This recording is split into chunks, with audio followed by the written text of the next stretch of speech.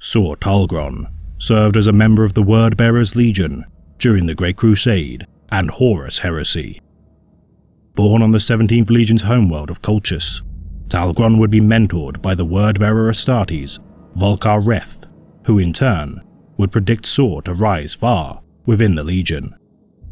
Ascending to the rank of captain of the 34th Company, Sor Talgron would, though honoured by his Legion, be humbled during the 17th censure at the city of Monarchia.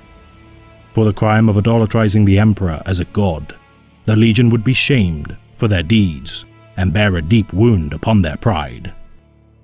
Though not a devout Astartes, especially by the standards of the 17th, Talgron would carry the shame of Monarchia deep within his being.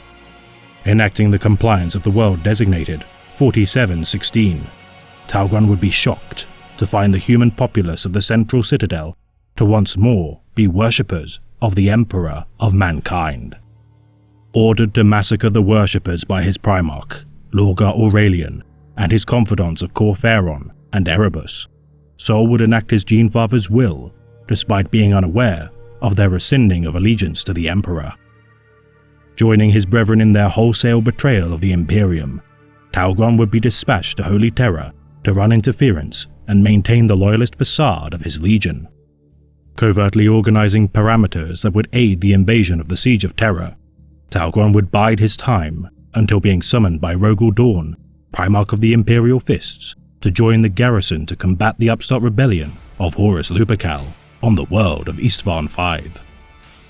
Prior to joining the counterattack on Istvan V, Talgron would reunite with his mentor, Volkar, whom had served as the word-bearer representative of the Crusader host. With the aid of his acolyte, Jarulek, Talgron would ambush his former mentor and convert him into a living conduit for the demons of the warp to spill forth into the Imperial Palace during their planned invasion. Journeying to the Calf system, Talgron would command his 34th Company to wage war against the Ultramarines during the Shadow Crusade. Pursuing an Ultramarine squadron during the Percepton campaign, Talgron would be mortally wounded by a bombardment of Phosphex bombs. Retrieved by his Legion, as he lay dying on the apothecary slab, Talgron would in his near-death state experience a vision of his Primarch, Lorgar. Opening his mind to the malevolent ruinous powers, Sor Talgron's life would be spared with the intervention of Chaos.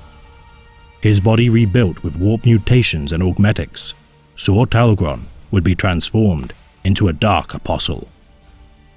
Returning to Holy Terra to wage war against the loyalists to the throne, Talgron would once again be mortally injured and in turn be interred within a dreadnought. Following the Horus Heresy, Talgron would mutate into a Chaos Dreadnought. Retaining his sanity due to his mental fortitude, Talgron would never forget the scars he incurred on the Throne World.